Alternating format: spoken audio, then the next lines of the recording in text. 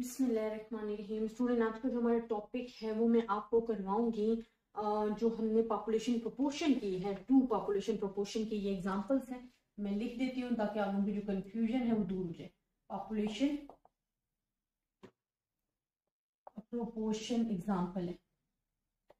अच्छा student, example करवाने से पहले, क्योंकि मैं ऑलरेडी आपके साथ जनरल मेथड जो है इनके पॉपुलेशन प्रोपोर्शन के आपके साथ डिस्कस कर चुकी हूँ, मैं इसकी एग्जांपल करवाने से पहले मैं आपको क्वेश्चन जो है वो शो करवा देती हूँ ताकि आप लोग किसी भी किस्म की कंफ्यूजन ना रहे। स्टूडेंट, इसमें आपने जनरल मेथड जो मैंने आपको करवाया ना, टू मेथड्स थे कि अगर हमारे पास वेरिएंस कॉमन हो, प्रोबेबिलिटी ऑफ सक्सेस कॉमन हो तो हम जी बाहर ले लेते हैं, और अगर मुख्तलिफ है टू पॉपुलेशन में तो फिर हमने उसको सॉल्व करने का जो जनरल मेथड था वो और तरीके से बताया था। अब हमने खुद जज करना है कि इस एग्जाम्पल में हमारे पास कौन सा मेथड जो वो यूज होगा। सबसे पहले मैं आपको एग्जाम्पल शो करवा रही हूँ। वो कह रही हैं कि a cigarette manufacture firm distribute two brands of cigarettes हैं। इट इज फाउंड दैट 56 और 200 स्मोकर प्रेफर कर रहे हैं ब्रांड ए को, और 29 ऑफ 150 स्मोकर जो हैं वो प्रेफर कर रहे हैं बी को। Test of 0.0 level of significance that brand A outsell brand B by at least 10%। At least का वर्ड यूज हुआ है। And against the alternative hypothesis that is difference is less than. Alternative hypothesis वो खुद से बता रही।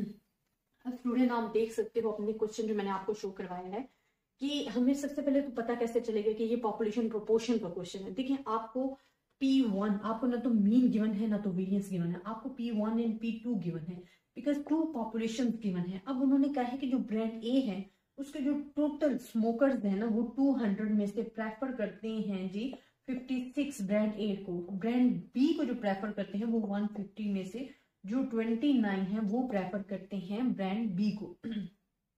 इट्स मीन कि आपको न मीन गिवन है न वेरिएंस गिवन है, आपको P1 एंड P2 गिवन है। It's mean two population proportion का क्वेश्चन है, पॉपुलेशन प्रोपोर्शन का क्वेश्चन। अब आप देखिए, मैंने आपको कहा था कि we have the two main methods हैं। फर्स्ट हमारे पास क्या था, when we have the specified values, two populations proportion है and they have the some specified values and not equal to 0। And second में मैंने आपको कहा था कि जो प्रोबेबिलिटी ऑफ सक्सेस है दे रिमेन द सेम। अगर रिमेन द सेम है then we have the alternative method, जो कि मैंने आपके साथ ऑलरेडी डिस्कस कर चुकी हूँ। Student, because probability of success two populations की we have the different probability of success, हमारे पास सेम नहीं है। अगर सेम होती तो हम कॉमन वाला मेथड यूज करते। अब यहाँ तो सेम नहीं है, जो प्रीवियस एग्जांपल, यहाँ आपके पास P1 डिफरेंट है, P2 डिफरेंट है। अब यहाँ पे हमारे पास जो मेथड लगेगा ना, वो जो फर्स्ट मेथड मैंने आपके साथ डिस्कस किया है जिसमें P1 to population have a specified value, वो आपके पास जो है वो यूज होगा इस एग्जांपल में। अच्छा स्टूडेंट, सबसे पहले जो स्टेप होता है ना, जब भी आप टेस्टिंग ऑफ हाइपोथेसिस का क्वेश्चन कर रहे हो उसमें हमारे पास आ जाते हैं हाइपोथेसिस। हाइपोथेसिस, अब देखें, अगर आपको ना कहा जाता ना कि the alternative hypothesis is less than, ठीक है, तो आपको पता था कि when we have the statement, तो स्टेटमेंट में आपको अल्टरनेटिव ही गिवन होता है। बट उन्होंने खुद बता भी दिया है कि जो अल्टरनेटिव हाइपोथेसिस है वो आपके पास क्या है, लेस देन 10% है। 10% का क्या मतलब है, देखिए 10%, 10 डिवाइडेड बाय 100 मतलब 0.01 है। अब टू पॉपुलेशन है ना हमारे पास, मतलब म्यू अगर मैं लेती हूँ P1 माइनस P2 तो हमारे पास ये लेस देन है 0.01 हमारे पास आ गया। अब इसी के ऑपोजिट ये P1 माइनस P2 हमने अक्सर आप लोग ऐसे भी लिख देते हो, या हम लिख देते P1 माइनस P2, आप ये भी लिख सकते हो, इट्स नथिंग रॉन्ग, ठीक है। लेकिन मैं इस वजह से करवा रही हूँ ताकि आपको क्लियर हो जाएगा, जब हमें P1 एंड P2 फाइंड करने होते हैं तो पॉपुलेशन और इसमें क्लियर हो जाएगा। तो पॉपुलेशन के लिए म्यू यूज कर लिए, बाकी के लिए मैं आपको P1 एंड P2 करवा दूंगी। अब इसी के ऑपोजिट स्टूडेंट आपने ले लेने हैं, ये हमारे पास आ जाएगा ग्रेटर देन लेस देन 0.01। अब अल्टरनेटिव हाइपोथेसिस जो स्टेटमेंट में था ना, वो उन्होंने खुद दे दिया था क्वेश्चन का कि ये जी अल्टरनेटिव हाइपोथेसिस है। तो हाइपोथेसिस तो आपके पास क्लियर हो गए। लेवल ऑफ सिग्निफिकेंस भी यहाँ इजी है बिकॉज क्वेश्चन में गिवन है। क्वेश्चन में आपको क्या दिया गया है, लेवल ऑफ सिग्निफिकेंस। अगर आप चेक करते हैं तो आपका जो लेवल ऑफ सिग्निफिकेंस है वो आपके पास क्या है, 0.06। इट्स मीन ये अल्फा आपको उन्होंने खुद दे दिया गया। थर्ड आपके पास होता है टेस्ट स्टैटिस्टिक।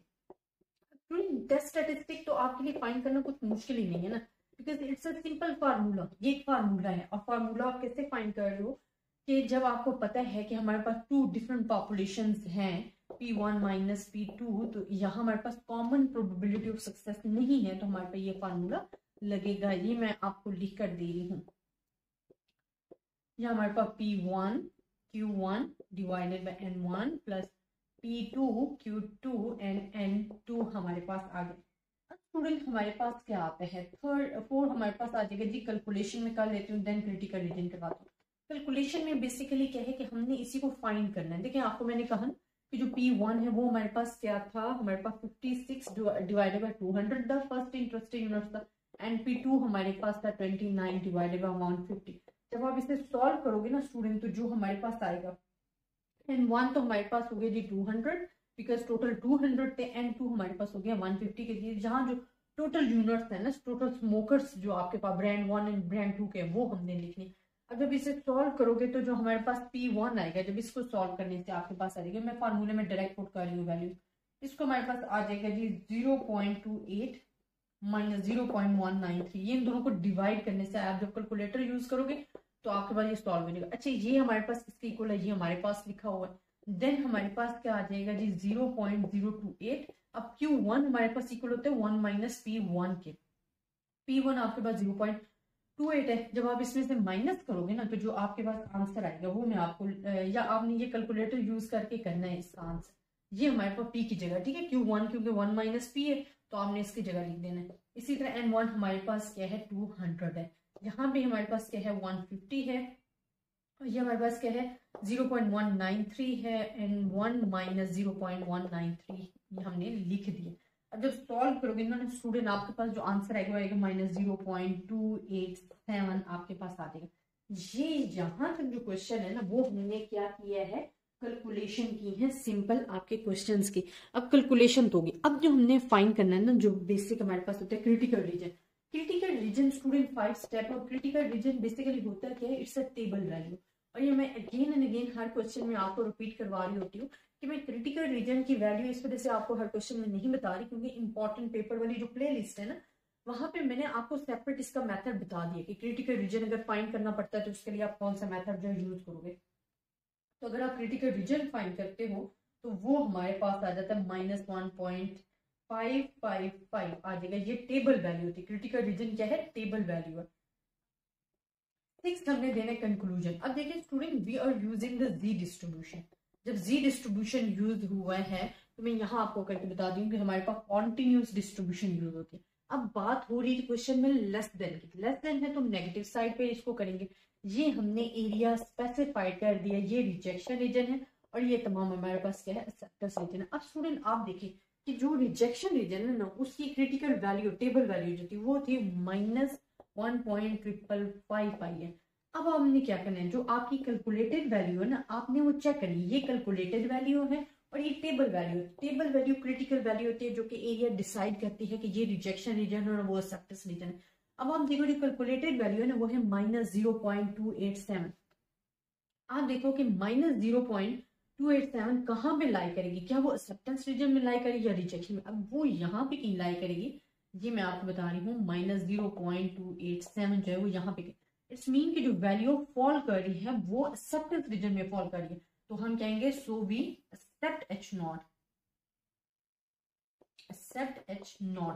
तो ये आ जाएगा आपका कंक्लूजन कि because value fall in the acceptance region, so we accept H0 and reject H1। तो स्टूडेंट आपने ये बेसिक्स मैं आपको बता रही हूँ कि जो क्वेश्चन आपने करना है ना, उसमें सबसे पहले आपने देखना है कि अगर आपको मीन एंड वेरिएंस नहीं गिवन एंड प्रोपोर्शन गिवन है, परसेंटेज गिवन है 2 पॉपुलेशन की, तो आपको पता चल जाएगा कि ये क्वेश्चन पॉपुलेशन प्रोपोर्शंस का है, जैसे कि इनमें ये गिवन थी।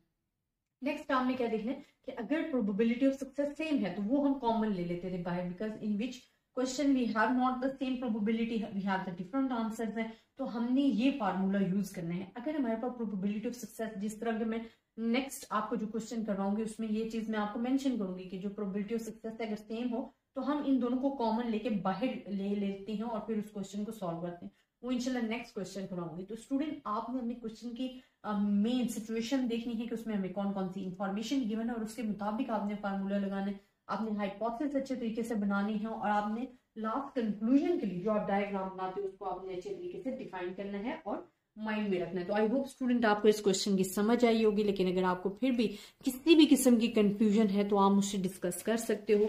ज्यादा से ज्यादा स्टूडेंट्स के साथ शेयर कीजिएगा, अपनी दुआओं में याद रखिएगा। अल्लाह हाफिज।